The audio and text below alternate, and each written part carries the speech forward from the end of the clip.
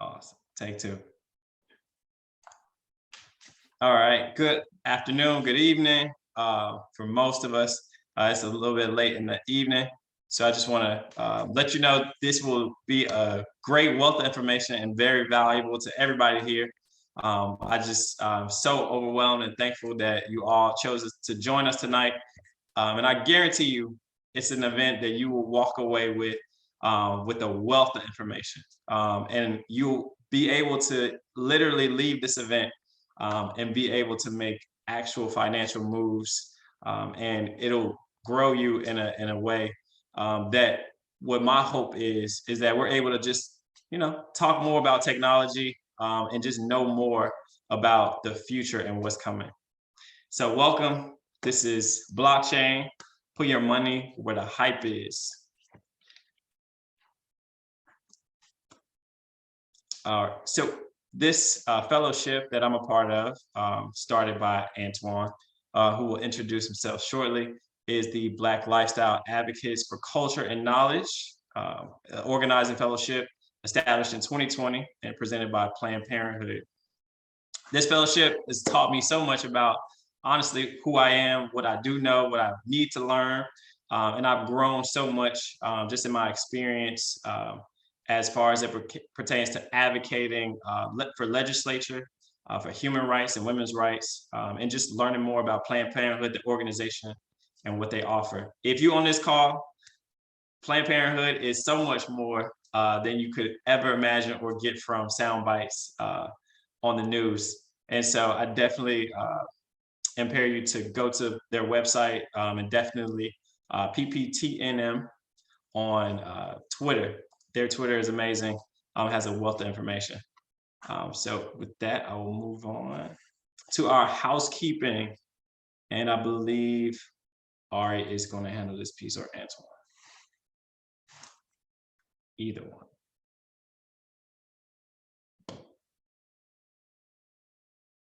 Okay, Antoine. You're on mute, by the way.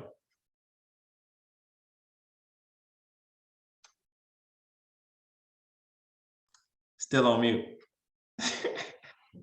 So sorry about that. As far as our housekeeping, I was very simple. It's all about respect, bringing good energy, active listening, and speaking on it. Just a good time for us to just, wind down. It's after work. You should have a glass of wine anyway. But anyway, just chill out, have a good time. Let's join in the conversation together. That's it. Awesome. All right. Did you want to go through these next slides? Absolutely. I just give a quick view of the mission. Our mission for Black organized fellowship programs hold a safe space for Black community activists and supporters to engage on issues and ideas relevant to the Black community. We engage, we advocate, and we learn. We embrace freedoms of Black people, opinions, and ideas for greater knowledge to advance the progress of the Black culture. We celebrate Black lives every time we engage, and we hold ourselves accountable as advocates for all Black lives, one space together. I'll cover the vision statement. Sorry, you guys, I was having technical difficulties with housekeeping. Hi, everyone. So the Black Organizing Fellowship, the vision statement of Black Organizing Fellowship Program is to expand the capacity to organize, engage, and empower Black communities around issues centered around reproductive freedoms and intersectionality of Black lifestyles.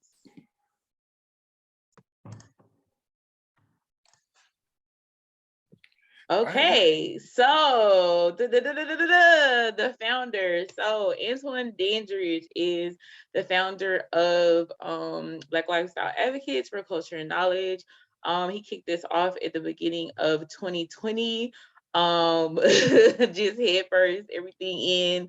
And now we're here with you guys on this with the second cohort of like really wonderful fellows. And so he's also the Black Organizer Program Manager for Planned Parenthood for West Tennessee, Mississippi. Close enough. Okay. There you go. All right, thank you so much for that, Ari. And in return, I introduced our program coordinator. She was actually one of our first cohort members, and she returned this year as a program coordinator. She's been responsible for working directly with all of our fellows and has been doing an amazing job, as I can tell by this PowerPoint. And also would like to highlight today, we found out she would be recognized as Volunteer of the Year for many years of sharing her personal stories around her personal reproductive health and freedom stories in helping women all across the state of Tennessee.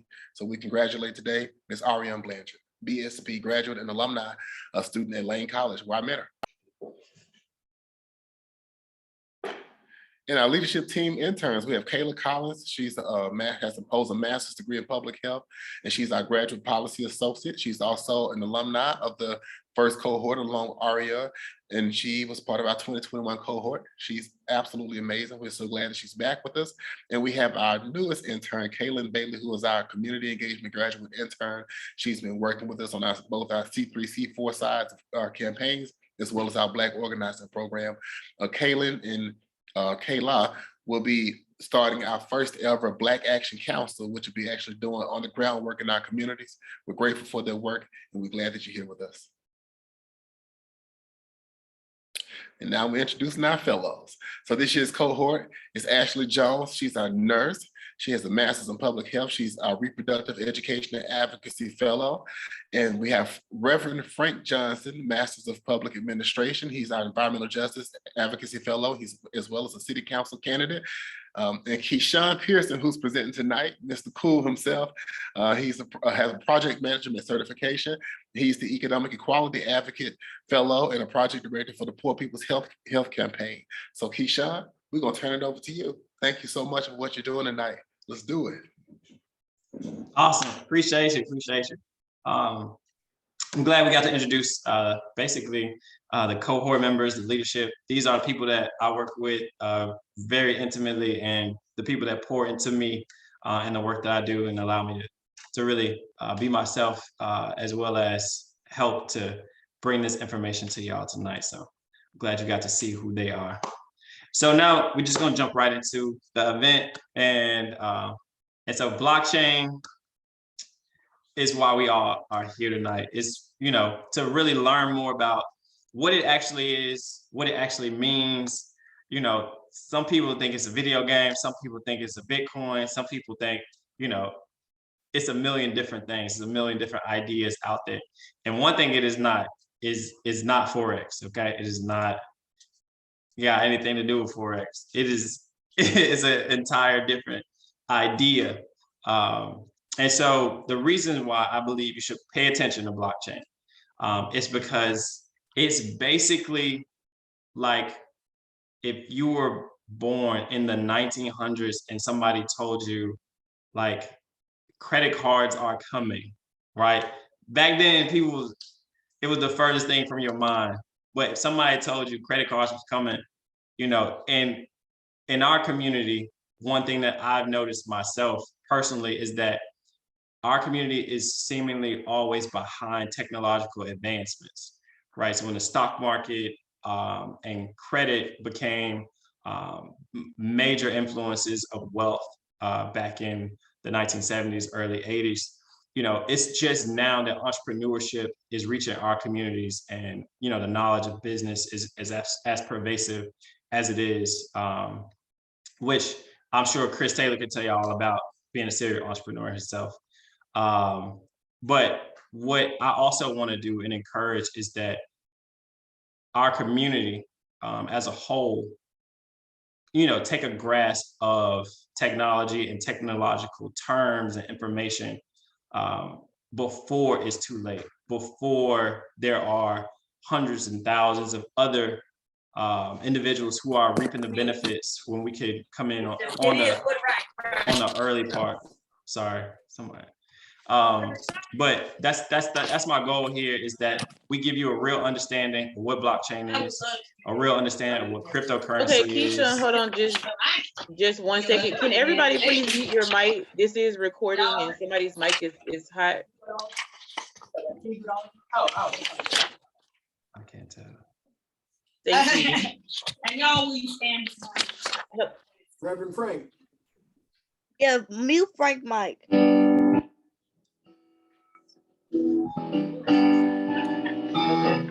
me just Frank praising the Lord. yeah. Praise Okay, break. I am Are we at good on that? Okay, here we go. Let's go. All right, a little praise break, ain't no problem. And so basically, for me, myself, being able to learn a lot about blockchain, I was able to actually invest pretty early back in 2016. I think I made my first investments in blockchain technology and Bitcoin. Unfortunately, I sold way too soon. But what I will say is that paying attention to different technological and business trends definitely allowed me to really experience financially different gains and just really learn about the systems that are there for us to benefit from. And so I will tell you this story because my mom was on the line and my parents know the story. Back in 2014, I think Bitcoin was about like 10 cents a share, right? And I had just graduated college and I went home and I had read like an article on Yahoo Business or something. And I was like, y'all, we gotta invest in Bitcoin. Like it's going to be one central currency. Like we gotta invest in it. And my parents was like, okay. We didn't talk about it no more. And my dad still gets mad about it to this day because literally, like, if we would have put just like $100 in Bitcoin, like we'd be millionaires hundreds of times over by now. So I just got to tell y'all the story because that is a real story and that actually did happen. And so now I'm gonna play a video. This is by Forbes. They created a video but to really explain kind of what Bitcoin is. Take control of your moving experience with United. Of course, they have ads. Make sure I get the sound. Yeah. All in one place. At its core, blockchain is accounting software. That's right, it's just a way to track the movement of value from point A to point B. But what sets it apart from old-fashioned double ledger accounting is there's no need for a trusted central third party to audit the transactions and assure everything is in the right place. A blockchain is called a blockchain because the transactions are settled in batches called blocks. All the information in the previous block of transactions is smashed down into a tiny bit of data called a hash that is then stored in the next block, linking the batches together into a chain. But how do we know a Bitcoin has left one location, called a wallet, and gone to another location? How do we know the original wallet didn't send the same cryptocurrency to two different places at the same time? To ensure an object, any object, has value, its supply must be controlled. With blockchain, this is achieved through an audit process called mining. Anyone with a computer and an internet connection can participate in this audit process by downloading code. The code lets users run what is called a node that sees all the transactions on the blockchain. This specialized node expends computing power to analyze the blockchain and ensure it's accurate. These nodes compete against each other to solve the problem, and in exchange for their work, have the chance to be rewarded with Bitcoin. To move cryptocurrency on a blockchain, you have to have what is called a private key. To receive money, all you need to do is share the public key and wait for the funds to roll in. Every time a block of transactions is settled, the funds move to the new location. The process takes about 10 minutes for Bitcoin compared to about 3 days for most banks, and some cryptocurrencies are even faster.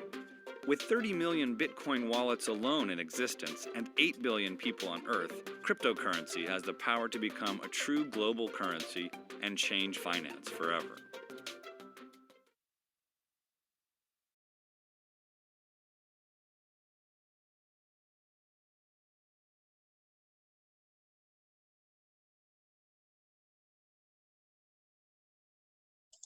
Awesome. Okay, so that was a lot of information really fast. Essentially, to break that information down, is a blockchain is a series of saved information about transactions. And so that information exists in a multitude of different places. That way, if it gets hacked, it also exists somewhere else. And if 10 other people say, we got a ledger that says this, and one person has a hacked ledger, they figure it out and make sure that all of the data is immutable. And so with that information being immutable and decentralized across different devices, it allows one, the safety, but also the speed of transactions. So at the end of the video, he said that Bitcoin transactions happen every 10 minutes. There are some currencies that happen even faster. And so before I get into coins and anything more related to that, I'm gonna turn it over to Trevor Alexander. And first I'm gonna introduce Trevor. He is a close friend of mine, a brilliant, intelligent investor. He graduated with his bachelor's from Old Dominion University, master's from Morgan State, and participated in I think it was the Hennessy Fellowship.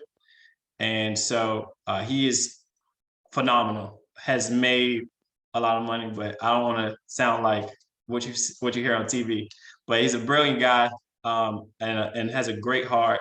What he does is really invest in people. And so he's definitely changed, how I see finance and investments. And so without further ado, Trevor Alexander, the CEO of Save and Sip. I appreciate you, Keyshawn. Is my volume okay? Can you hear me all right? Yes, sir. Perfect. Well, first, thank you for introducing me. Thank you for letting me on tonight. It's always a good time just having these conversations across the country. Just it's so much good information being sent out, and I'm always excited to participate. So Planned Parenthood, everybody that put this together, Bold, super thank you, because this is important, right? So as always, I love for conversations to be interactive. I know there's going to be a time at the end for Q&A, but if questions come up in your head as I speak, or even after me, just drop them in the chat, because I'll make sure to acknowledge them. So personally, I'll give you a little bit of background. As Keyshawn said, him and I went to undergrad together and studied information systems, right? So we're there learning about the internet, we're learning about computers, we're learning about all this stuff. My background was in network engineering. So I did all the Cisco, the routers. Like, my thing was, how does the internet operate? A couple years after I left school, I moved back home outside of DC. I was working a job, right? And this is 2016.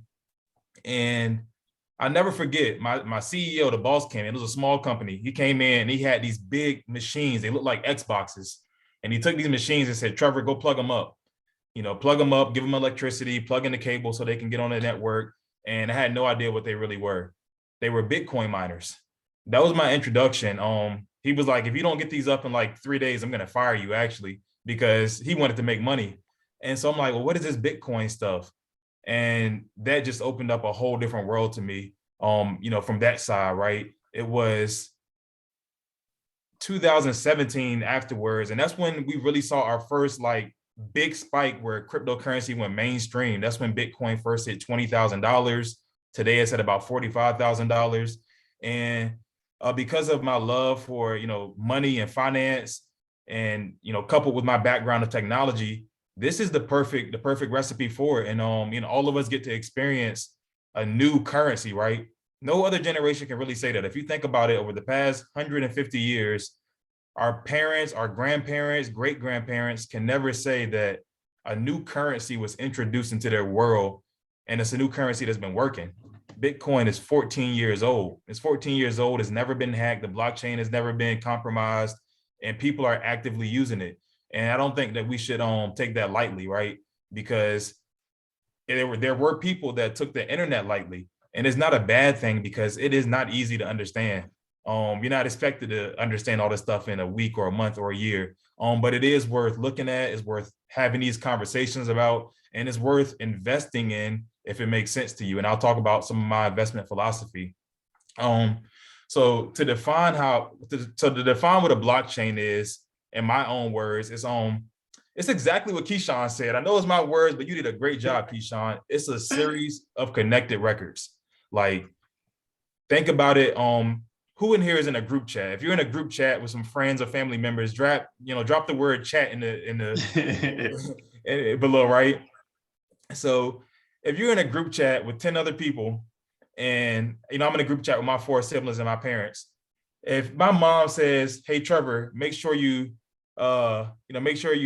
take out the trash," and then everybody sees that chat, they see that message, they see it was sent at 5 o'clock in the morning on a Wednesday, right?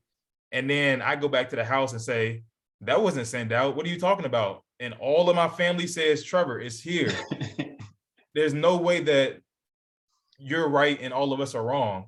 And that's what a blockchain is in effect. The biggest difference between it being on an iPhone or an Android and everybody can see it is that when you have messages or any type of data, right? It can be a picture of your dog, it can be a text message, it can be a video. Most of this stuff sits on what they call centralized servers. So servers that sit at Apple, servers that sit at Amazon, these big data centers, they control these servers. If they want to shut them down, they can. If they want to manipulate them, they can. Usually they don't, but they can, right? When Bitcoin was introduced as a currency, it also introduced the blockchain, and that allowed servers to be everywhere. A server can be running on your phone without you really doing anything. It's all just a checks and balances record. And just think about it like a group chat, because it's time stamped. The whole world can see it to an extent, and you can't manipulate it yourself. And so that's all a blockchain is on steroids. And what started off as cryptocurrency has now just exploded to a lot of other fields. Drop in the chat some fields y'all might be in. And is anybody in healthcare? Is anybody in, social services, technology, finance, whatever field you're in? Blockchain is coming to that field. I promise you. It's already getting really big in healthcare.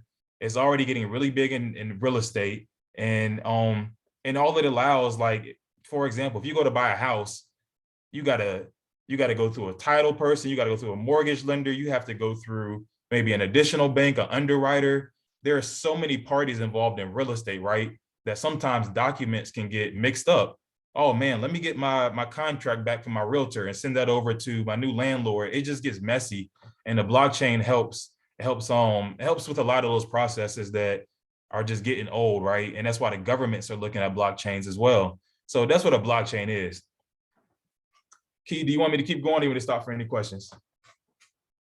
Yeah, I mean, we can stop for questions if people got questions already at this point. Does anybody have any questions? Real quick. I'm not hearing none. So yeah, we could just keep rolling. Okay, good deal.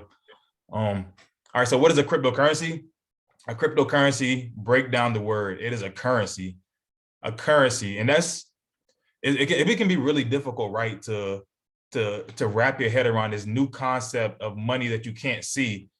However, we're already starting to do it. I'm not even going to ask the question is who's in here used at least Cash App or PayPal before? I'm going to guess the majority of people have used Cash App or PayPal or Zelle.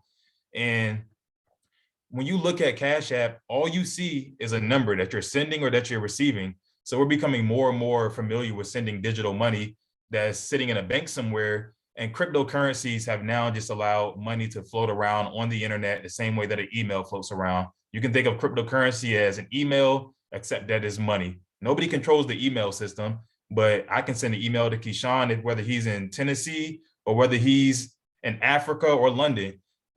It happens that quickly. And cryptocurrency allows you to send money at the speed of an email without having to go through all the central banks and all of the heartaches of our traditional banking system, right? Now, that was one of my biggest things that made me kind of fall in love with it. In 2016, I did a symposium at Howard University. It was called Bitcoin for Beginners. And, we brought out the community, we talked with people about this, and a big thing, especially in like diverse areas, is, a lot of people want to send money back home. I know a lot of friends from Central America, from Africa, from the Middle East, and they have family back home.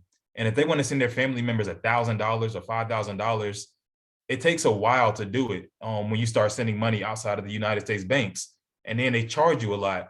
And that's why cryptocurrency is a global technology and payment system, because people are using this to send their loved ones, money in as little as 5 seconds or 5 minutes. It can vary, but that is another big advantage to the cryptocurrency system. All right, so where can you actually buy this stuff? Where can you buy crypto? How do you make money? Let's talk about the good stuff that everybody is that gets everybody interested. That's why I'm here. You're here for the money, right? That's why I'm here. Look, and that's the dope thing about this, right? If you get interested in something for the money and it's legitimate and it's still opportunity, don't shy away from it. There is money in these industries. You gotta ride the wave. I heard somebody say that at the beginning, like sometimes our community has missed out because we just didn't have the platforms to talk about it, or it was illegal. But now, being uninformed is on you. It's on you at this point, because this information just out here.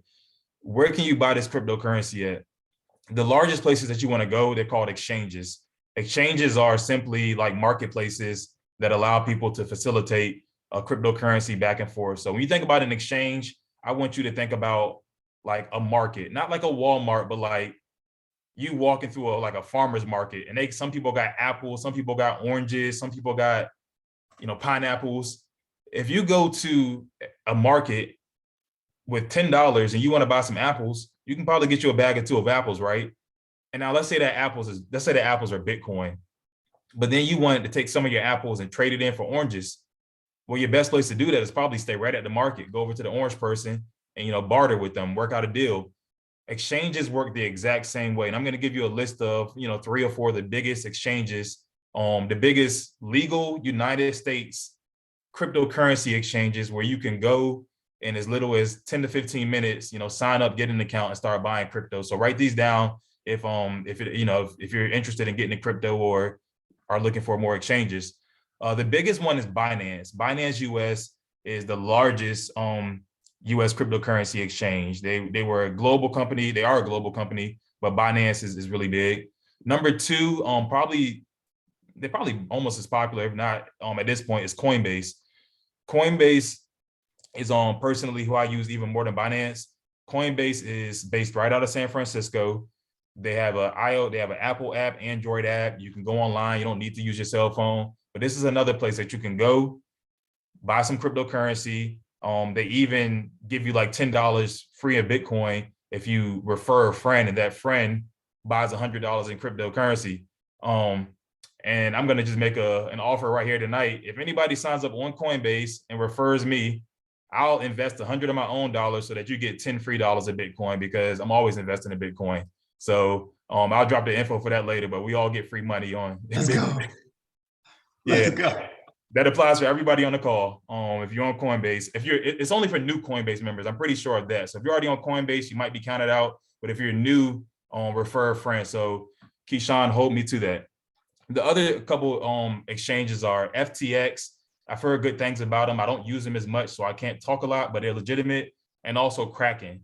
Kraken, that's Kraken. These are all cryptocurrency exchanges. And for anybody that is already invested in the financial markets, like the stock market, think about how many big markets there are already. You got the New York Stock Exchange, it's been around over 100 years. You got the NASDAQ, which is focused on technology. You got the Tokyo Stock Exchange. You got the London Stock Exchange. India, it's exchanges all over the world. But these exchanges are particular for cryptocurrencies, right? So to the last 2 questions, how do you sell or trade crypto? I'm gonna be real with you. I try not to ever sell crypto. Keyshawn talked about how early he was on it, and it hurts us all. I remember when Ethereum was at $150, and I'm like, man, this is high. This is high. Well, I'm gonna spend $150 on this. I can go, I'm about to go to the bar, or I'm about to go out to grab some food. And now Ethereum is at 3,000, maybe 3,500 around today. So, think about those numbers, right? I put in $150, I get out 3,000. Absolutely nuts. Yep. Keyshawn, that was 2017. 2017. That's not that long ago. So, but to answer the question, right? How do you actually sell cryptocurrency? You can sell it right on those same exchanges. And also, you don't have to go on the exchange to sell the cryptocurrency. I want you to remember this. The biggest part about cryptocurrency, one of the biggest reasons that it was invented, and the person or the people that created Bitcoin, I also want y'all to write down Bitcoin white paper. For anybody that's never read the Bitcoin white paper, that's probably the first place that you want to start, because that is like the, excuse any offensive, but it's like the Bible of cryptocurrency. And I don't, I'm not, religion is more important than money, but it's like the Bible of cryptocurrency, right? Because the person that created Bitcoin, he released a very short paper and said, the reason I'm creating this is because the banking system has messed people over and we need to have more control of our money. And so right now, I could sell Bitcoin to Keyshawn. If Keyshawn said, hey, yo, Trevor, I want to sell you this new car, $15,000. We wouldn't have to even go through the bank anymore. I could send money directly from where I'm sitting at in Texas to Keyshawn. It would get to him in 5 minutes. He would have my Bitcoin and I could have the car. No banks involved, no middleman involved. That is the true power of cryptocurrency, is that it goes direct, peer-to-peer is what they call it. So that's one way you can sell, is find an interested buyer and they'll give you what they need and you give them cryptocurrency. And that's a part of the way that it's supposed to be used, right?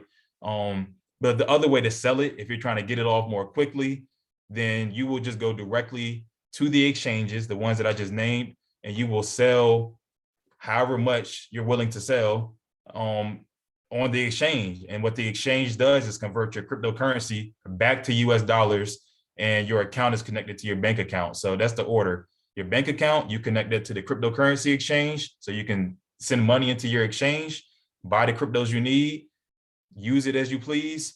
But if you want your money back, your US dollars back, your fiat currency is what it's called, then you will just sell off your investments and actually just get your normal money back in your bank account. And that's a very quick process, right? The cryptocurrency exchange, the cryptocurrency market is open 24 hours per day. Does anybody in here buy or sell stocks? You can drop the word stocks in the chat. Let me see here. Stocks, okay. So people are already invested in the stock market, right? The stock market is open from 9:30 a.m. to 4 p.m. every day, Eastern Standard Time.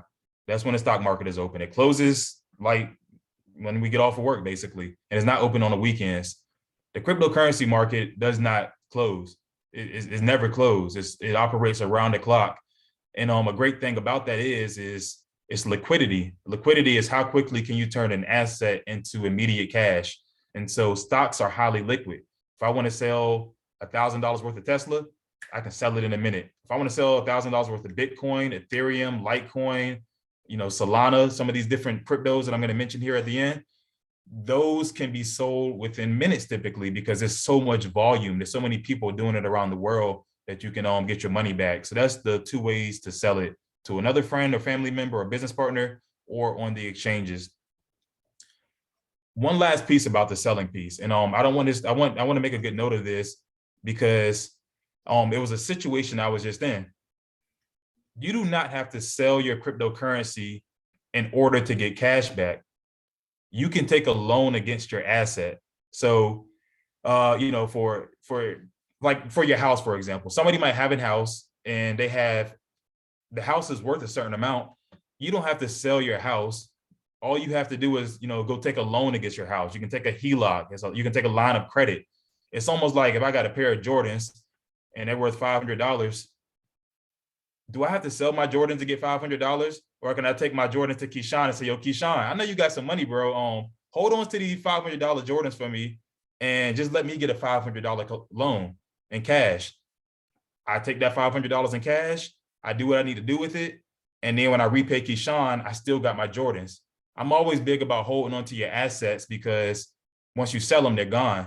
The value of assets is twofold. You can sell it to get cash, but also it's leverage, it's collateral. So for an example, if you're on Coinbase, you can take a loan against your Bitcoin portfolio up to 50%. So let's do some numbers. If you got $5,000 in Bitcoin right now, and this applies to Ethereum and a few others, but $5,000 in Bitcoin, and you need, your car breaks down, or, your hot water heater blows up, and you need $2,500 in cash, you can go to the cryptocurrency exchange and say, hey, I need $2,500 in cash. They're going to send you $2,500 in cash, but they're going to hold on to your Bitcoin, $5,000 of it, until you repay them back. But you never sold your actual Bitcoin. And that's, that's without credit. There's no credit check involved in that. It's like, what do you have? We'll give you the cash for it. And that's really big, because especially Black people, we have been at times, put outside of the financial system, where credit has messed us up at times, where unfair lending, unfair loans have left us out. And so it's a whole new world of decentralized finance, where now we can get loans from people that we don't even know, right? And it's still safe. So yeah, you can sell it or you can take a loan against it. And finally, do I have a system for investments? Man, that's a real good one. I do have a system. My very first system is I only invest in what I can understand. I consider myself a pretty smart dude, but nobody can understand everything. There are things about healthcare that might go over my head. I don't understand certain things about, climate change. If somebody can explain it to me and I can understand it at a ground level, I'll put money into it. But there's no worse feeling than losing money on something that you have no idea how it works. And that's my first system, is I invest in things I understand. I've made good money in the stock market. I made good money in the cryptocurrency market. And I started with that, which I understood. So being totally transparent here, about 80% of my cryptocurrency portfolio is in Bitcoin. The other 10%, give or take, is in Ethereum. And the other 10% is scattered across Solana, Cardano, Polygon, Mana, Basic Attention Token, and XRP. So that's a pretty big weighted system, right? Like 80% in Bitcoin, 10% in Ethereum. Those are the top two currencies. And then after that, my money's scattered across a lot of other smaller projects that have also made really good returns for people. I didn't get in those like super early. A lot of these are new. I learned about them. I put my money into them late. But I don't really look at it as late, because cryptocurrency is so early. And that's the last thing I want to say around crypto is, people often ask me like, Trevor, I'm so late. I don't want to put money in Bitcoin. It's at $45,000. I don't want to put money here because there's no more money to be made. I can't predict the future, but I would not bet on that personally. And the reason for that, right? There were people in 2010, 2012, internet people were saying, well, I missed out on the internet wave. I didn't put enough money into the internet. AOL has already passed. Amazon has been around 15 years now. Microsoft has been around for since the 80s and 90s. And you feel like you're late. But in the past 10 years, has the internet only not transformed even more? Is Microsoft still not a good stock? Is Amazon still a good stock? Apple? And these are companies that have been doing it for 30, 40 years. And I look at this next level of internet, what they call Web3, in a very similar manner, is that, yeah, Bitcoin has been around 14 years, but it could be around another 30. It's at $45,000 right now. It could reach $150,000, $300,000. And these aren't numbers that are just I'm making up off my head. These are numbers that we look at, we analyze, we look at the market cap of gold, and what if Bitcoin can replace the amount of gold, not the amount, but the amount of value that people invest in gold. So I won't get into those details, but I do want to overly state that if you don't ever invest more money than you're willing to lose, don't go give up the house for Bitcoin, right? But put money into it so that you pay attention to it, and also because it has a lot more room to go than it is already covered. So I know I said a lot there. It's a really big subject, and it can get really, really deep. We got some of the currencies I just stated right here on the screen, a lot of good ones. and also some of the markets and exchanges. And once again, I'll also show you all these for anybody looking at my screen. These are what's called hard wallets. So if you keep your money on exchange, then your money's sitting like it's sitting on the internet, and it's kind of safe, but it's not the safest. These what I have right here. This is called a Trezor. It's Trezor, and this is called a nano ledger. There are two different devices. You plug them up into your computer, and it's the safest way to store your cryptocurrency today. Nobody can hack into these.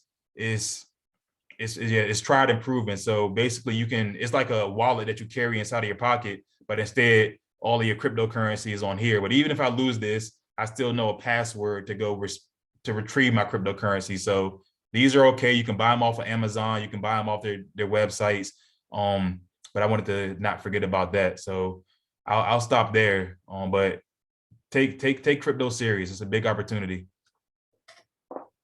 Yes, sir. What? Hey, Okay.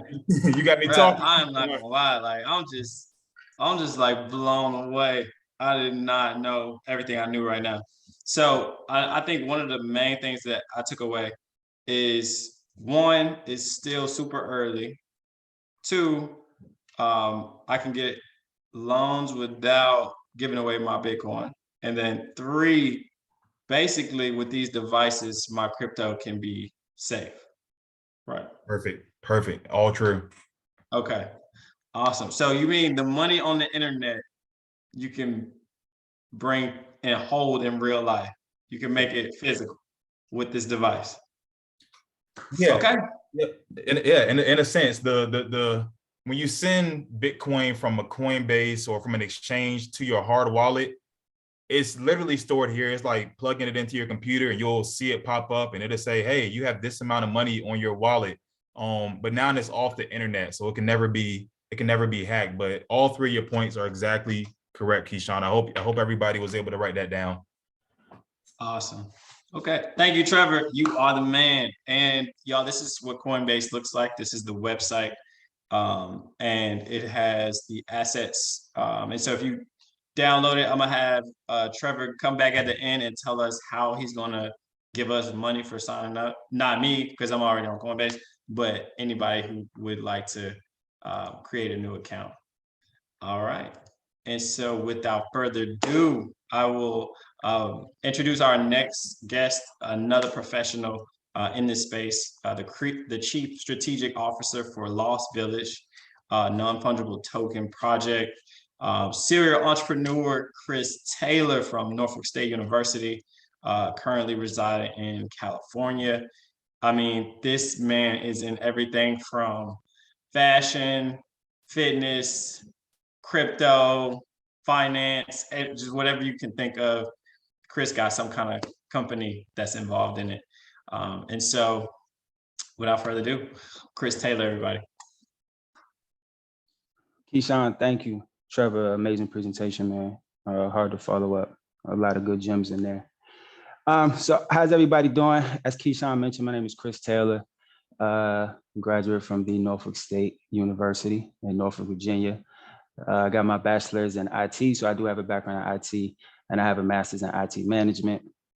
Just to give a little bit about myself and kind of how I ended up here is, as mentioned, I've been at IT since I graduated 2013, but I've been in the IT field since about 2006, 2007, dating all the way back to like a high school internship. And basically that was my route coming out of college. And then somewhere around 25, 26, I had this epiphany that my goal in life was to clear $300,000 after taxes. And just the route I was going through the workforce wasn't quite, it was looking kind of grim, or looking like I wasn't gonna get there till I was in my late 40s, 50s, and I wanted to expedite the process. And then quick little story time, the deciding factor to jump in entrepreneurship, and then I'll eventually I got to the NFTs, is anybody familiar with Caravana, the Caribbean Festival in Toronto?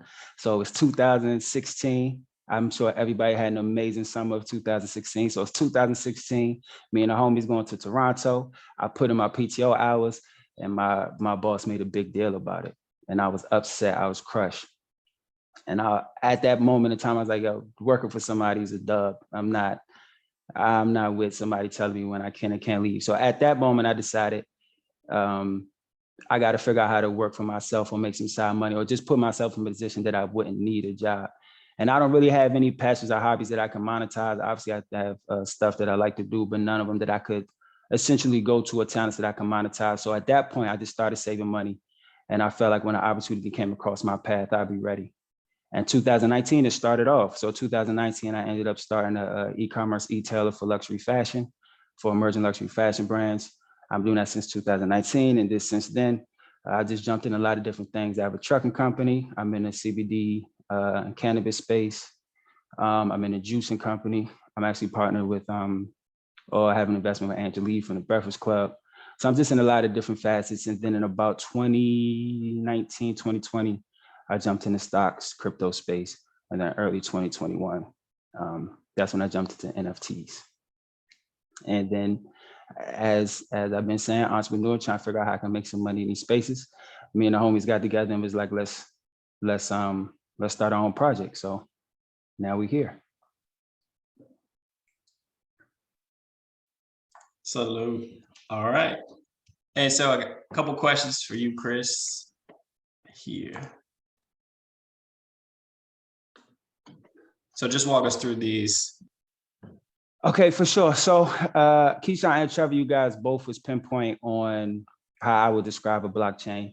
So a blockchain, in my own words, is essentially going to kind of coexist with what they said. It's a digital ledger that basically stores and distributes a list of entries or transactions across an entire network. So as Trevor kind of mentioned about the text message, I have a same analogy I often use for like a shared document. Maybe Google Docs is something we probably all can relate to.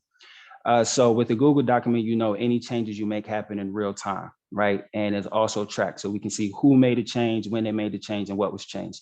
That's essentially what a blockchain does.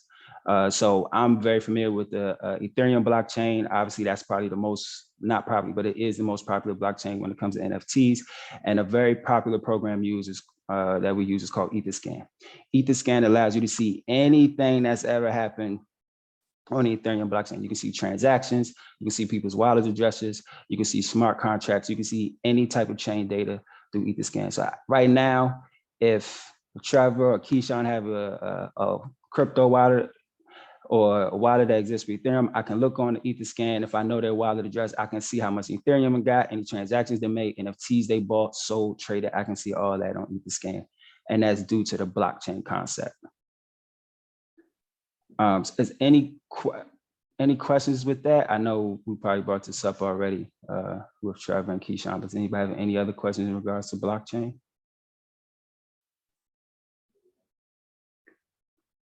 Cool. So NFTs.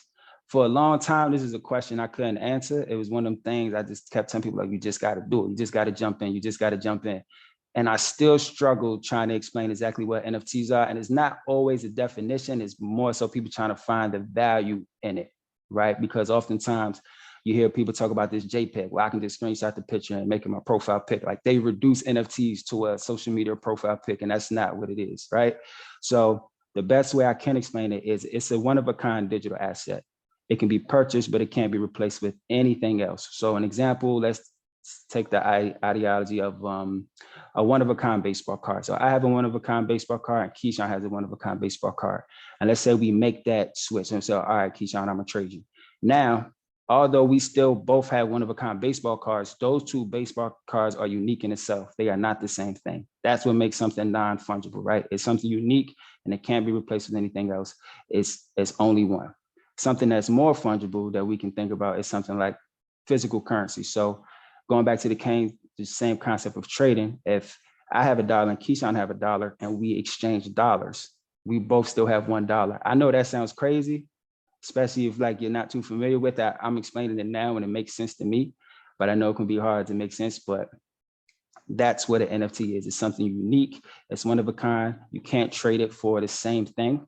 It can only be bought. No two NFTs that are alike, and that's because the token is the NFT. So if you have a profile pic of, let's say I have a selfie and I make it an NFT, and you just take my selfie off of Instagram and make your profile pic, we don't have the same thing. You just have a JPEG and I have an actual NFT with value that I can sell and trade, right? So I'm sure there'll be more questions about that. Moving on to the other question, where can you buy, sell, or trade NFTs? The most popular market space right now is something called OpenSea. There are other ones called like Looks, Rare, Rarible, and something that was also mentioned earlier is Coinbase. Coinbase is coming out with its own NFT market. This is a huge deal in the NFT space. Actually, when Keyshawn showed that quick screenshot of Coinbase, it mentioned that it had 80, like around 80 plus million users. So that's about 80 million plus users that's going to be introduced in the NFT marketplace. And I've already signed up. It hasn't launched yet, but I've signed up to be a part of that space in the community. They think it's going to be a big deal. They think it's going to take NFTs to the next level. But right now, I would say OpenSea is by far the most popular platform that people buy, sell, and trade NFTs.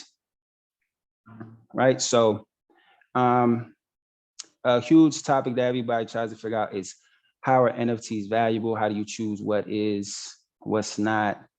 And it's similar to my approach. Let me be clear. My approach when looking at NFTs is I kind of take the same approach that I do with stocks, or on a personal level, how I invest in businesses. So at its core, NFTs were for the artists, right?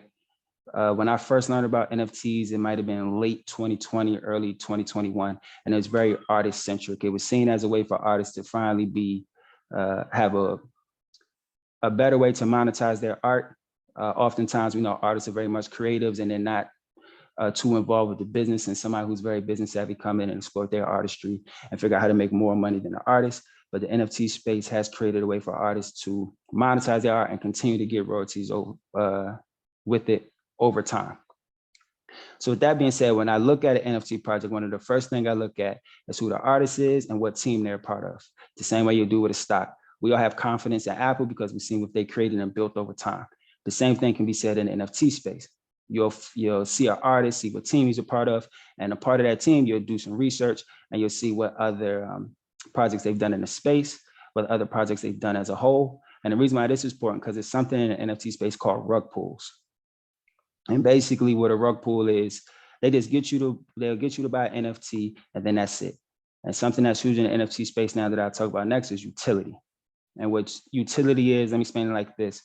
So as opposed to just getting an art piece, you'll get other things with it, whether it's access to events, whether it's a free airdrop, which could also have value, whether it can be, I know musical artists sometimes have tickets to their concerts, whether it's merch. So if you're a holder of an NFT, usually you have some utility with it that gives you access to other things, right? Some people will put out a project that has no utility and you'll just buy it and then they'll just stop the project right then and there. And realistically, for a project to have real value, it must evolve. You know, you must continue to put into the project. Some people do collaborations. Some people enter other spaces like Sandbox, which I'll talk about in a little bit.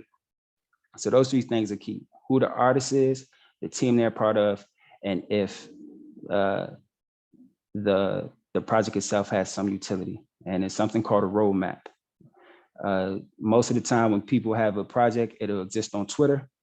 The Twitter usually has a Discord and a website. You can go on the website and they'll basically lay out what their idea for this project is and how they plan for it to evolve over time, and usually give you a rough timeline when. And that can, from there, you can kind of gauge what this team is about, what they're looking to do and things like that. And those things are huge.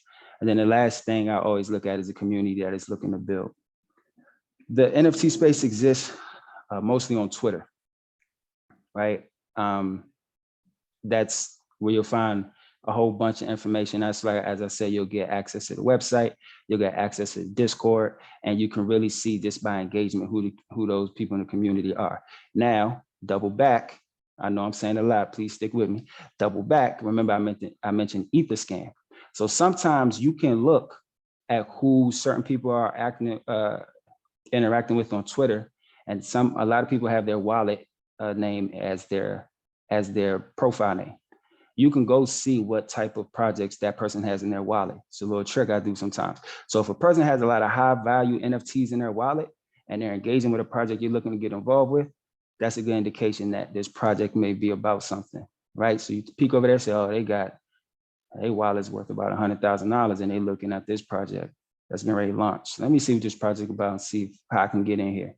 That's something I do oftentimes.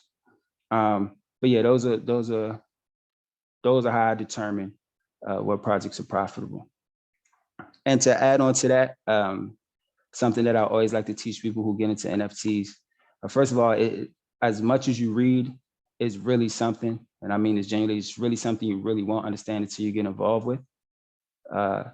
To understand the importance of a floor price, how many holders had, how long the project's been out, who's a part of the team. Once you get involved, you really understand it a lot better.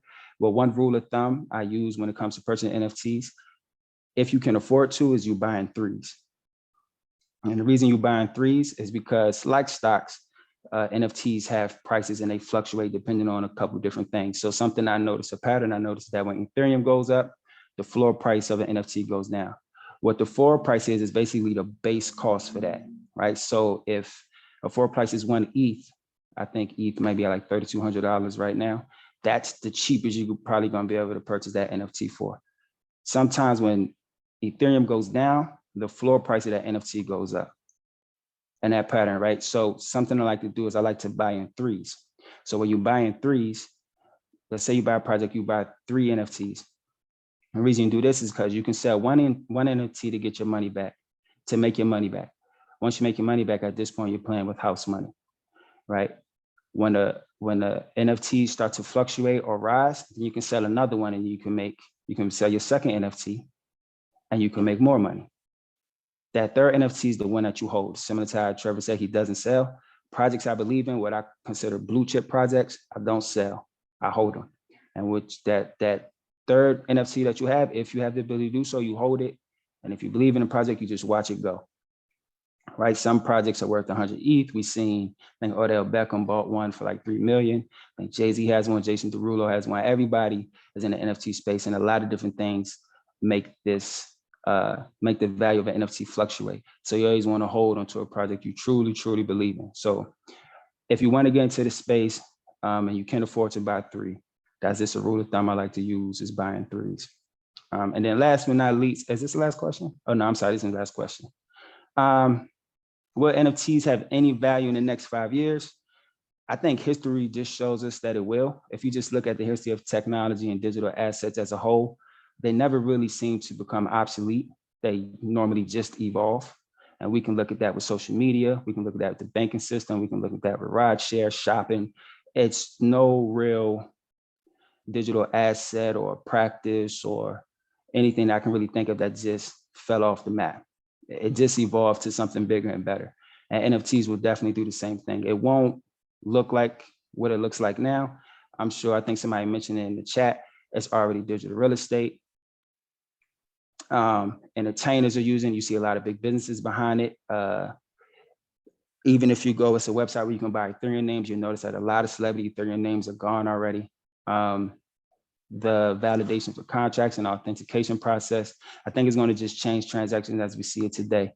So NFTs, in my opinion, definitely will evolve, definitely have high value in the next 5 years. I've seen it personally already with somebody who I know personally bought digital real estate in Sandbox, and it's 300 times what they bought it for today. And that's just in a matter of 3 to 4 months.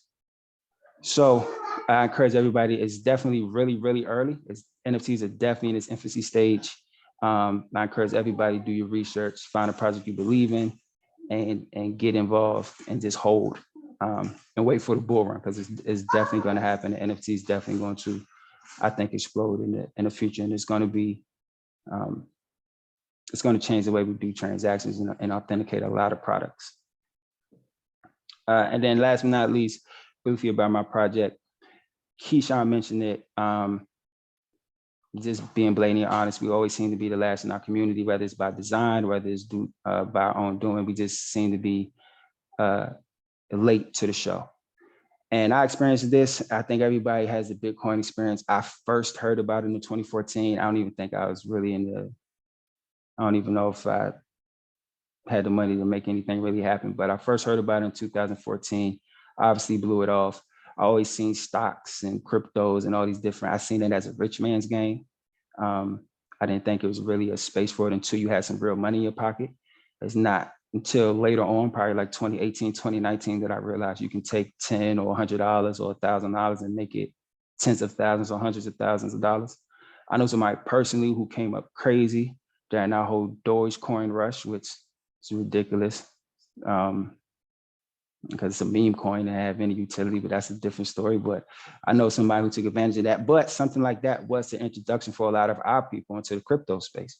And a lot of people who were very experts in crypto knew that Dogecoin at the time wasn't anything. It was simply something that happened in Reddit and kind of took a social media thing, and that's what made it rush like that. But we see it's at now. It was simply a meme coin. It wasn't a Bitcoin or anything like this. But nonetheless, the point I'm making is that we're very often late to these type of things, and we're always losing out. And then we always ended up what we would consider buying high, right? When you really want to buy low and then sell high, or buy low and hold. So the purpose of the Lost Village Project is basically to just be the entrance into this NFT space through us. Our characters, something that's very big in NFT space is that a lot of the characters are creatures, obviously because it can appease to everybody.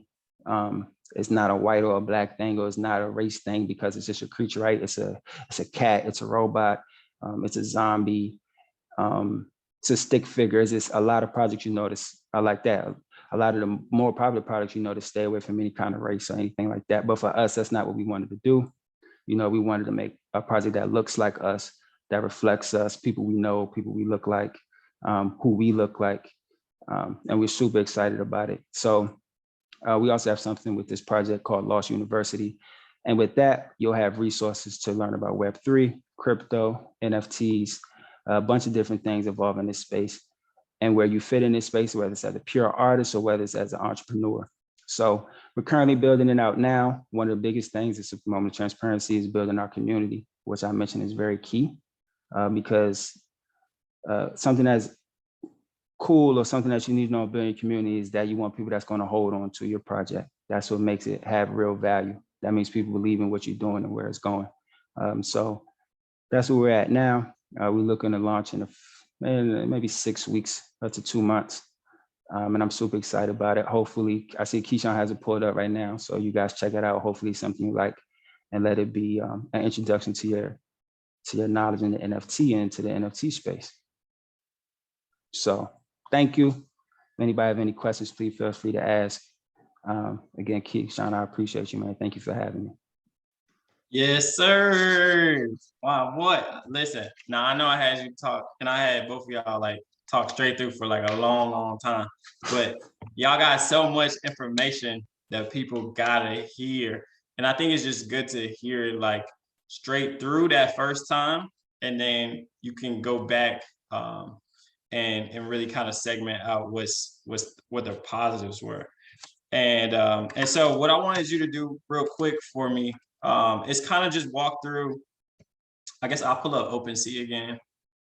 And because, you know, the vocabulary is a barrier, right? And so like, just with this right here on the screen, can you just explain like what people are looking at as it pertains to like floor price or Ether, all that kind of stuff? Like if you go to OpenSea, like what am I looking at when I open this up? Yeah, so do me a favor, go to one of my favorite projects, go to Dead Fellas.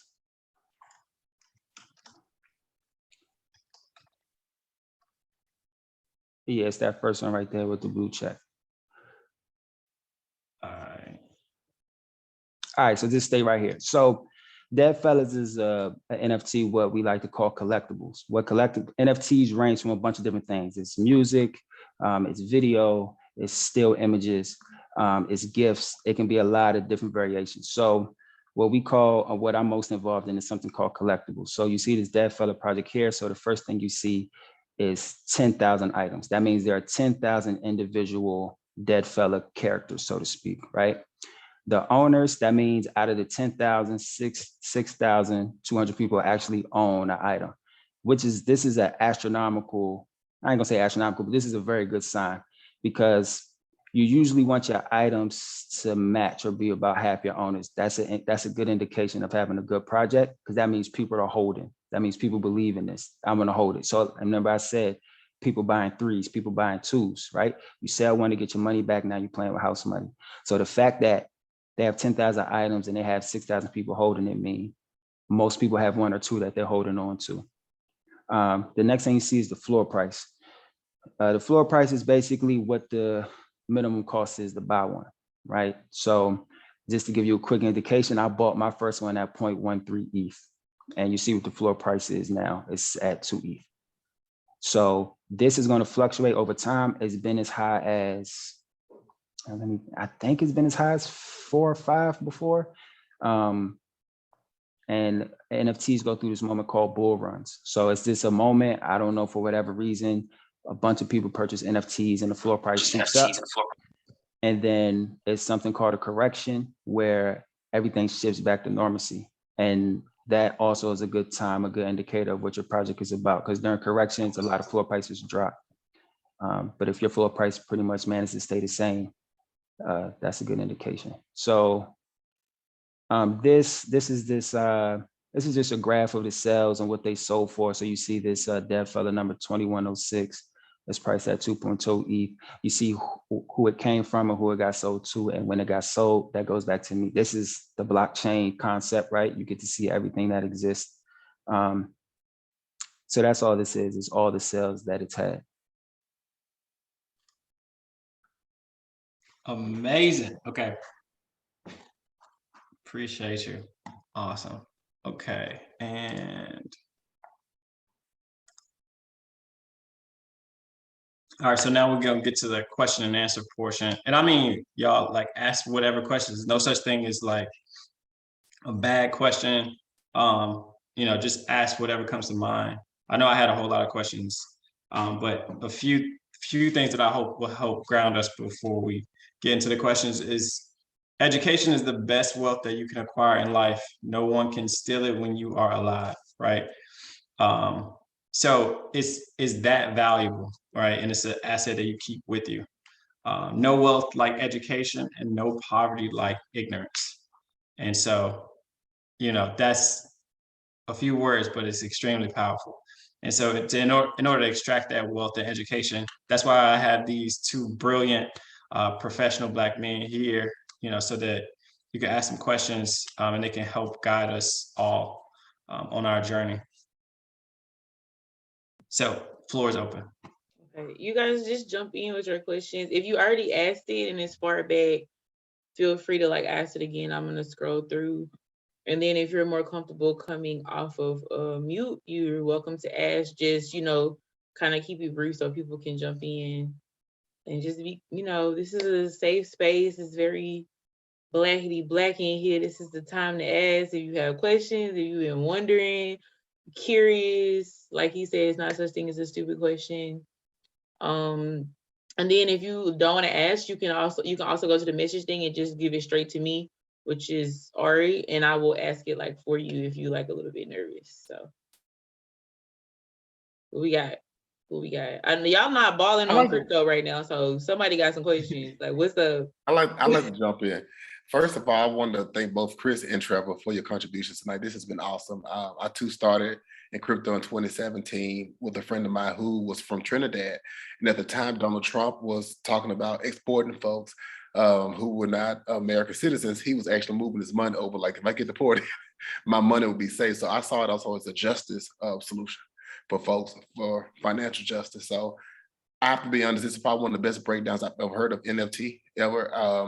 A lot of people don't know about it. I mean, I stuck with what I knew with the Bitcoin and Dogecoin and a couple other coins. But I want to know, with those images, can they be sold? One image can be sold. How many times can one picture be sold? Okay, so NFT can be sold an infinite amount of times. If you're the creator of the NFT, once you upload it, you'll have a smart contract, and within your smart contract, you have something where you can set your royalty rate. So most people have their royalties rate for 5% or 7.5%. So that means if you're the owner of an NFT, every single time it gets sold, you get 5% of that transaction. Wow. Now, if you just buy the NFT, then you just sell it for what you sell it for. But if you're the actual owner, you'll get a piece of every time it's sold, and it can be sold 1,000 times in a day. And you can also see this on Etherscan too, which is a dope thing when we're talking about blockchain. If you look on Etherscan, if you look at some of the higher projects, you can see how much money they've made in royalties. So do you do all of this through open space, or do you have to go to open space and you go to Etherscan to? So no, it's all good. So OpenSea is just the platform. So that's the most popular one. I think some of them you gotta get some of them you gotta be referred to, but OpenSea is the most popular one. That's the one everybody uses currently. So that's just the most popular one. Now, when it comes to actually creating one, OpenSea will give you something called a generic smart contract. The smart contract is what actually makes an image or art an NFT. Or if you know a developer and you want to make something a little more intricate, you can work with a developer and they'll create a smart contract for you. Where can you find a developer? Great question. We actually found ours off Instagram, posted, looking for a developer. And that's how we found ours. A couple people we got referred to. We're actually working with somebody in the UK for our developer. So it's also something called Upwork.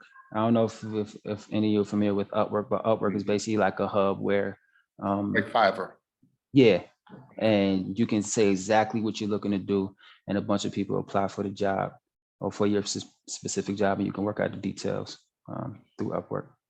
So one last question. So if I have a concept in mind or trying to figure out the best way to bring a concept to the NFT world, what kind of information do I provide to my developer that they understand what it is I'm looking for? So developers, they're gonna go through like a series of generic questions. So it depends on exactly what your art is. So it's like you have collectibles, that's something I mentioned. You have a one-of-one, which is like a one single art piece that you could sell. And if you just want it to exist as that, that's fine. If you have something you want to be sold constantly, or you want to create a collection of things, that's a little bit different, right? Because what I was going back to saying is about the importance of utility, right? That kind of incentivizes people to purchase something and continue to sell it and bring real value. So you send out your developer, he or she will ask you exactly what it is that you want. And they'll really bring your concept to life, and they'll let you know what needs to exist in your smart contract. So literally just explain to them what you want, and they'll outline how to get it done for you. And then you take that information, you upload it into OpenSea, set the Yep. contract information, then you go public. Yes, now, this is key. In order to make your project go live on OpenSea or any other platform, you have to do something called mint it. You have to mint your project. So like collectibles, where the money is, if you have a $10,000 project, what the importance of having communities that you want your project to sell out. So what you do is, let's say it's like a sneaker release. Foot Locker got the latest Jordans coming out 9 o'clock, wrap around the line so you can get one. That's basically what the mint process is. So you want your followers to mint your project for you. So you can set your mint price. So you can, if you have 10,000 items that you're trying to upload, that means you have to mint every single one for a specific price, which is the actual gas fee. So stick with me. So for NFTs on the Ethereum blockchain, every transaction has a gas fee, right? So what you can do is, if you want to mint your own project, you'll just pay gas for each project. If you want people to mint your project for you, you'll set a price. So let's say I want 10,000 items mint at $100 a piece, this is what happens. That means every person will come in to your website and mint your project for you at $100. So what's 10,000 times 100? Is that $1 million? $100,000 $1 million? That's basically what everybody does. That's what it does. So for you, if you have this single item project, you can upload on OpenSea. You'll just have to pay a gas fee. If you want somebody else to mint your project for you, you'll set a mint price, and they'll pay that price plus the gas fee, and then your project will exist on the OpenSea platform. Now, do people do stuff like mint it for you because they have a big following and they'll be a good mentor? Right. So when you mint a project, you own it. Okay. So that's the same thing as purchasing a project, but you're just purchasing the project at its infancy. You're purchasing the project at launch, because anything you see on OpenSea right now, all those projects have been minted already. You're purchasing resale. So so what they send to you for, so like, for example, we seen those dead fellas were around 2 ETH. The person who originally minted it probably minted for like 0.1 ETH or 1.5 ETH. And then they put it up on OpenSea. Now OpenSea is nothing but a resale market. All those projects on that exist on that platform have already been minted. right? But you have to mint a project in order for it to exist there. Wow. That's awesome. Thank you. So sir. that's where the money is. So the money is the minting part, if you have a collectibles, and then the royalties. Wow. Thank you. Oh,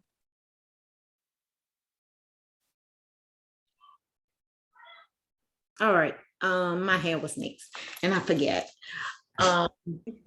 Okay, so one, when I heard both of you, blockchain first, he was saying that if you wanted to sell, it'll go to your bank and the bank of da da da.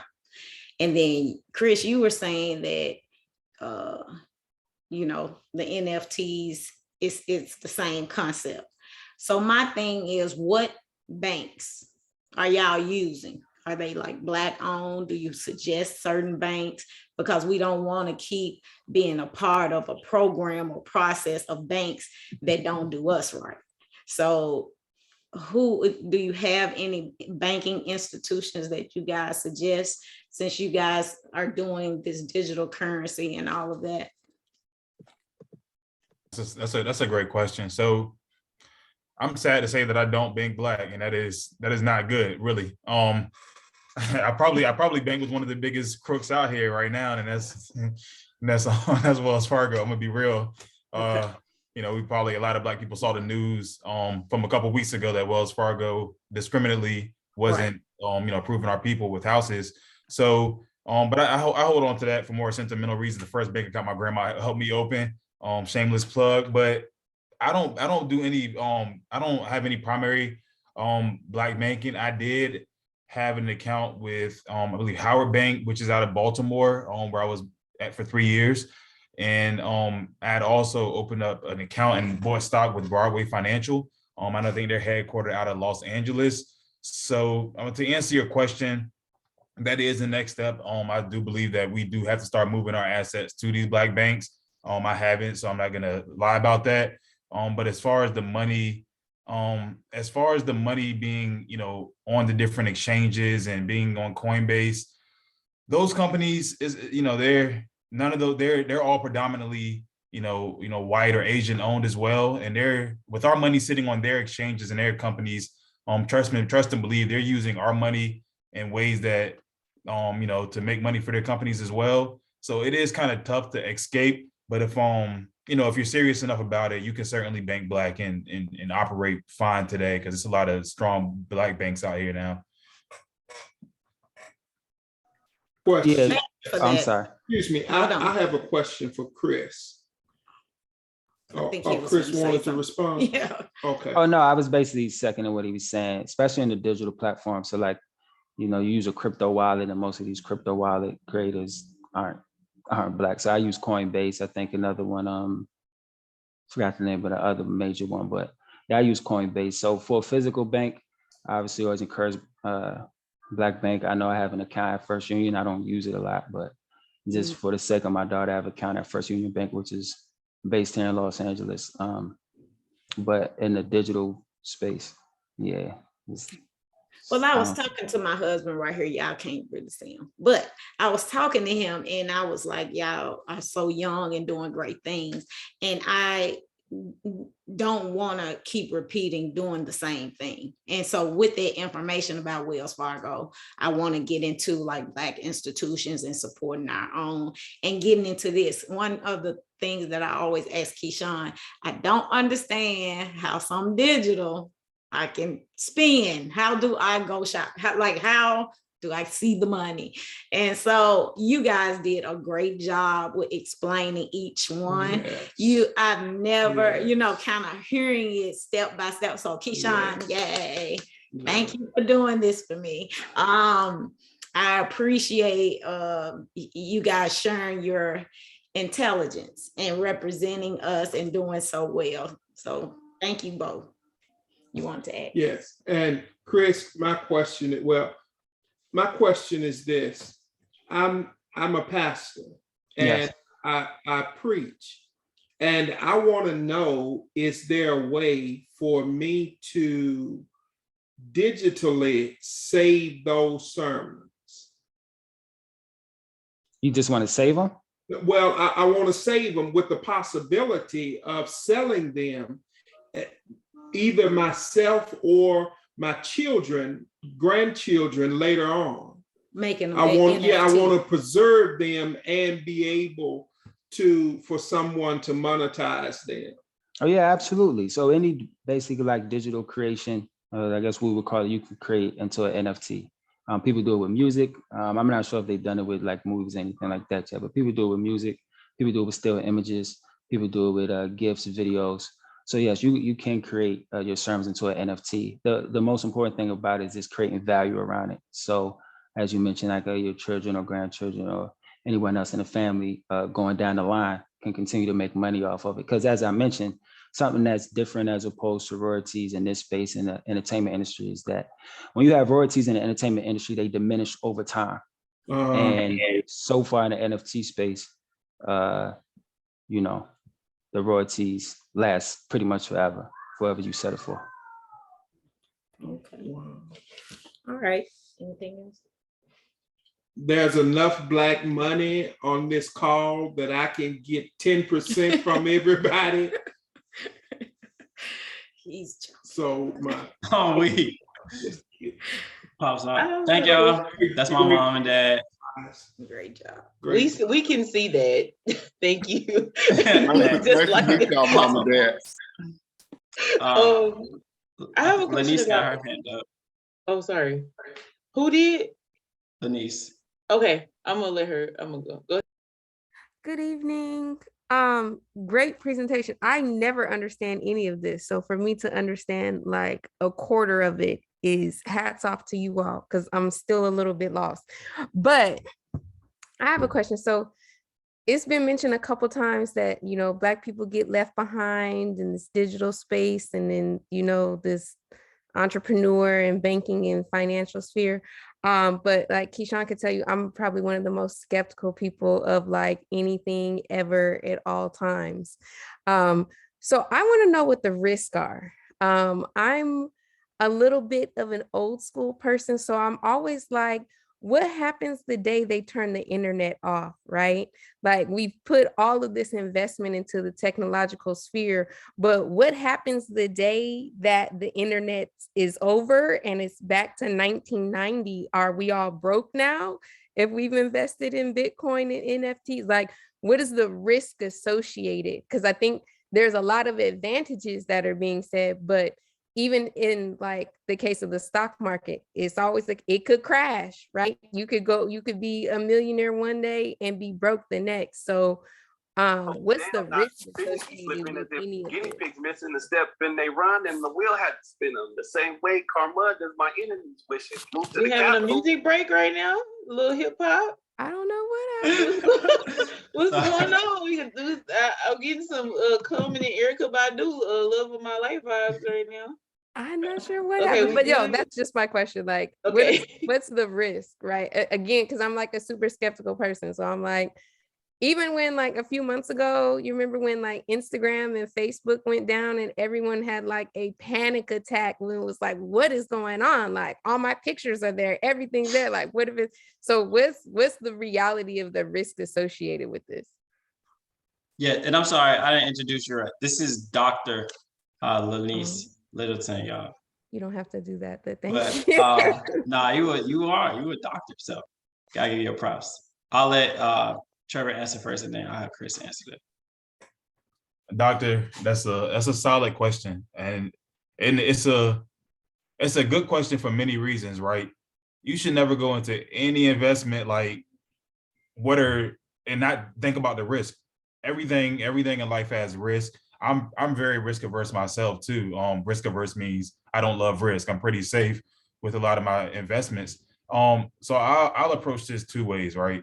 In particular to cryptocurrency, it is a risky asset in the grand scheme of things. If we talk about, if we're comparing, if I got $1,000 and I have to say, okay, let me say if I got $10,000 and I have to make a choice right now, if I'm buying a house, buying stocks, putting it in under my mattress or putting it in cryptocurrency is probably the most risky compared to other assets, right? Cryptocurrencies, the NFT space is new, but it's promising, and it's almost, especially for Blacks right now, it's one of those things where it's almost too risky. It looks too risky to invest in, but it's almost too risky for us not to invest in. It's too risky for us not to invest in, because if 10 years from now, that's what the whole world is running on, then it's like we missed out major. To your point of like the internet, you know, I love talking about money, and I put it like this: if I'm gonna lose, I'm gonna lose with all the big. I'm gonna lose with money. I'm gonna lose with everybody else that has a stake in, you know, the American economy. So if the internet was to crash today, then, you know, we're all just kind of like just in ground zero. It's like, what do we do now? And it's, you know, GPS is not working, the railroads aren't working. We rely on so much when it comes to the internet these days that money honestly would be the least of our concerns if the internet system went down. It's more like necessity and life stuff. So I'm confident that, you know, us as humans, it's a global thing, that we're that we have the infrastructure. Most important, we have the infrastructure to keep things running 99% of the times. And with that being said, if things do crash or they go away, then, you know, we'll figure it out. We might be back to cash, we might be back to trading things. But for the foreseeable future, it's one of those, like, you know, I'd rather bet with it, because if I don't, then, you know, I risk not setting up that potential wealth for my family. Yeah, I kind of concur with Trevor. He also mentioned something earlier, like just risk what you're willing to lose. So that's kind of like my rule of thumb currently at this time. And then when I think about digital assets, when I think about our money, I think for myself personally, I may go to the bank once or twice a month. And so if you look at that case, my money, even in a cash sense, is still in a digital space. So the internet is shut down. I really don't have access to my cash anyway, unless I have it personally on me. So I'd rather take the risk of putting money somewhere that I can watch like grow, as opposed to the 0.001% you have in your savings account. So I mean, it's just being transparent. Is this just a risk reward factor on a personal level, right? So just as mentioned earlier, like just risk what you're willing to lose, or invest what you can stomach to lose. But yeah. Thank you. Actually a two-part question. Part two of my question is pretty much alluding to what the beautiful Mother Pearson was trying to say earlier.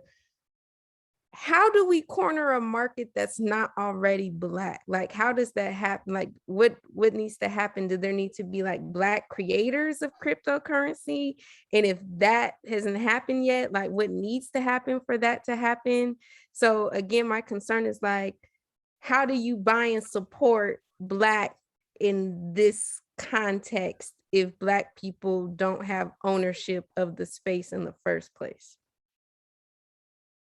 I'll let Chris start. Yeah, that's a good question. Now I have this conversation a lot.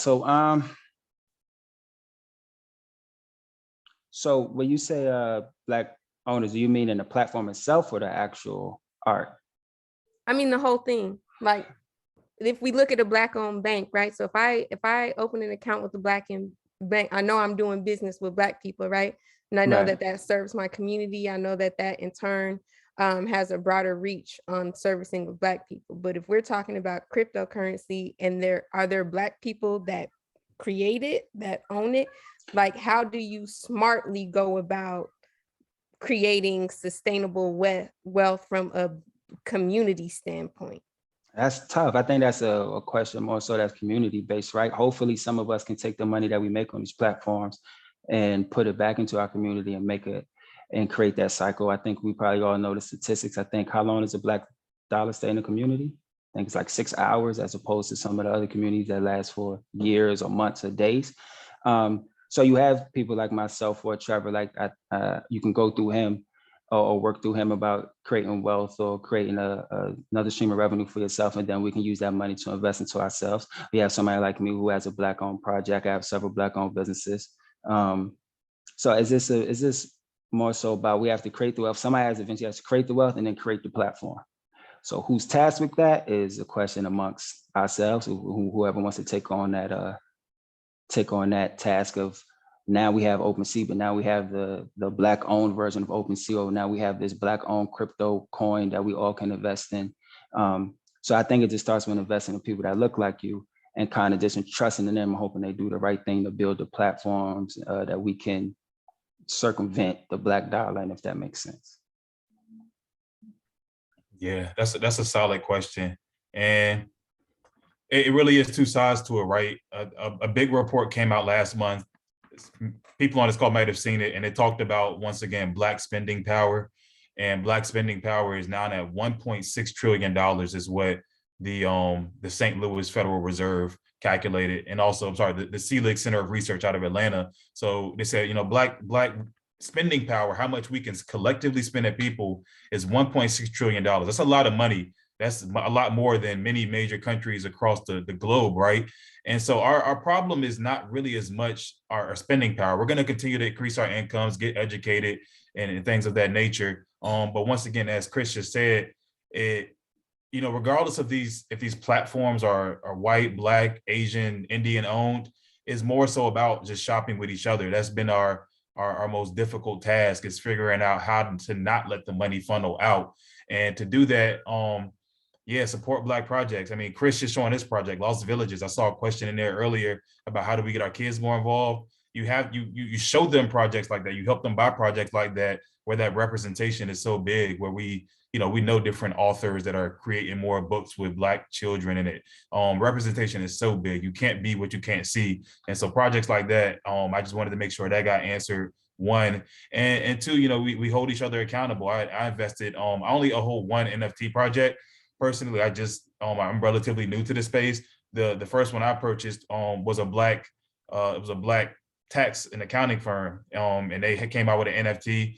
And the only reason I bought it wasn't even solely because they were Black, but the utility was, if you hold on to the NFT, you get 50% off your small business and personal business taxes. And for me, I spent like $500 or $600 in Ethereum, but I said to myself, well, I spend $800 every year on business taxes at least. So the utility made sense for me, and it was Black owned. So we have to continue to, if we can't make money from what we're building right away, we have to invest in things that we may not own. That can be the cryptos of the world, that can be NFTs, that can be Amazon. These aren't Black owned things, but we can make money from being passive investors, take that money and funnel it back. So we gotta attack it from all sides. That's an excellent question.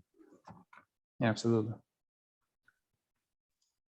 Yeah, I mean, the only thing, I think y'all covered it beautifully.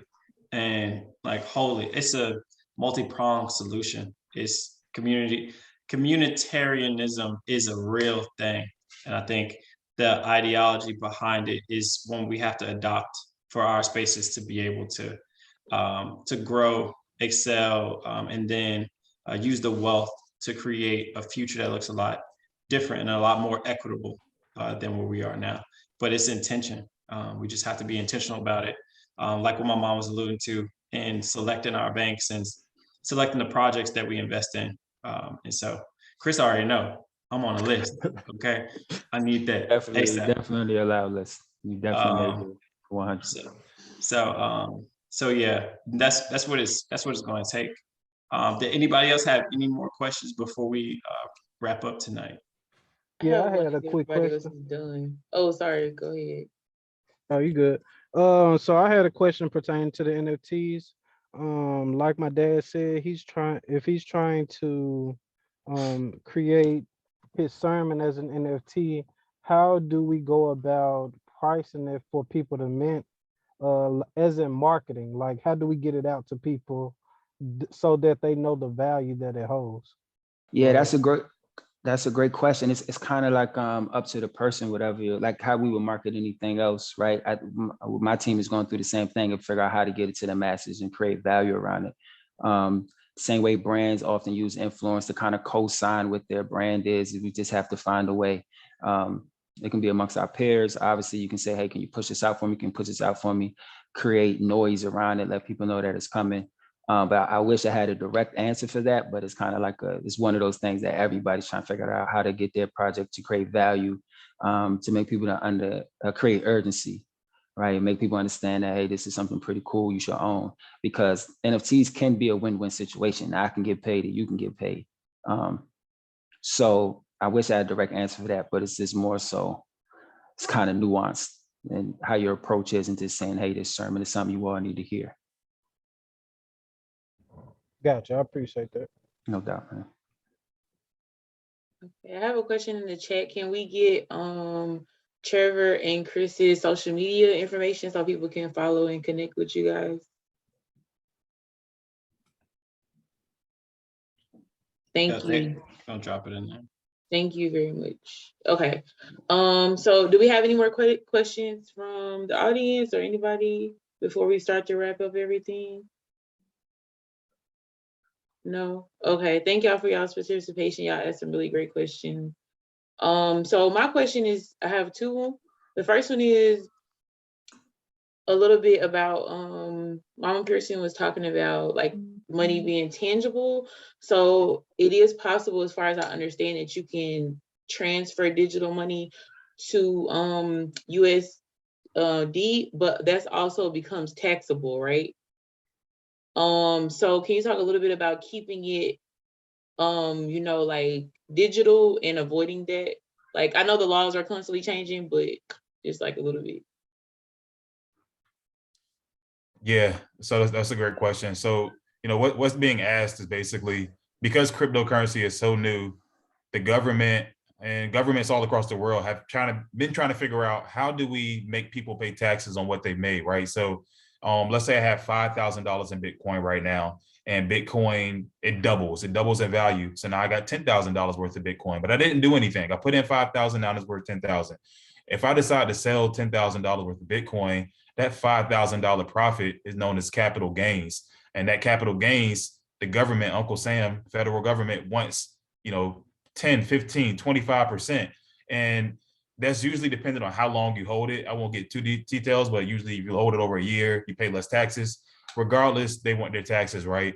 And even if you take a profit like Bitcoin and turn it back into another cryptocurrency, they still want the profit. And the exchanges that I mentioned earlier, Coinbase, Kraken, the government has started to make them comply. They started to make a federal law that they have to report when the US citizens are making profits.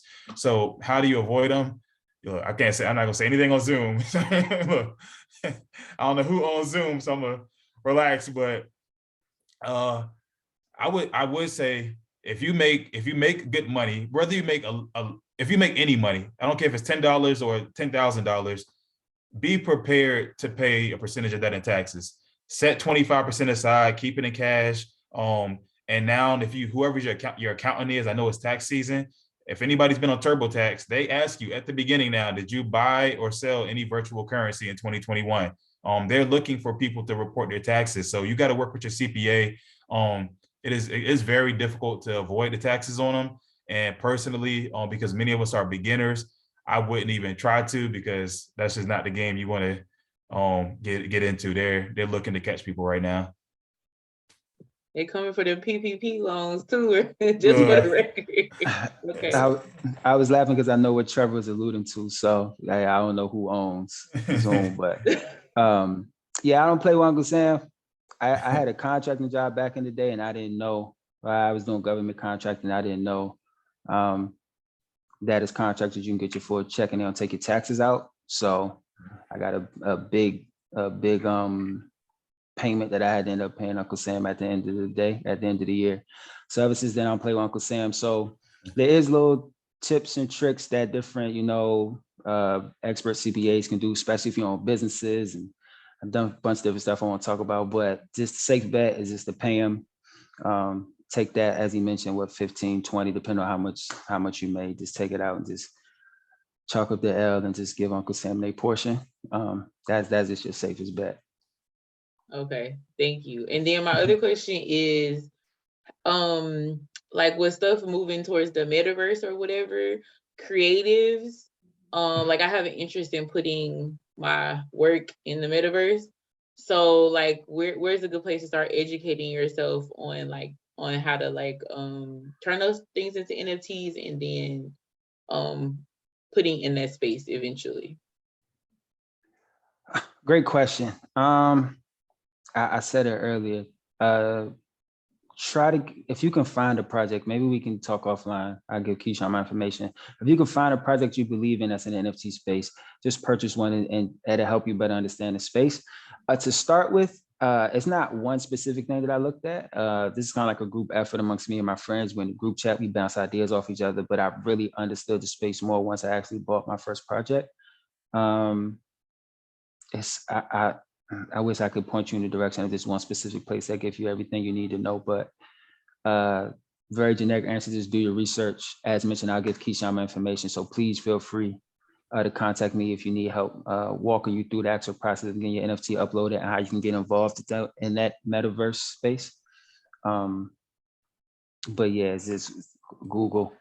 Use. I keep getting that answer. Like, I've been asking so many questions lately, because and people just Google is killing me with the Google. Yeah, the NFT space is so nuanced and it's so new, and the NFT space moves really fast. Like I got into it mid 2021, and things that was happening back then aren't happening now. And you can see the evolution happening so fast. And even this whole metaverse space, in that digital space, is moving rapidly. So it's like, you kind of want to sort of be a little bit ahead of the game before jumping in, especially if you're a creator, because then you want whatever you have to have value. So I'm sorry, I wish I had like a direct place to point you to.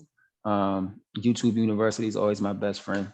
Everybody has a bunch of information on there, but as mentioned, I'll give Keyshawn my info, and I have no problem help you walking through the steps of getting a project up and running.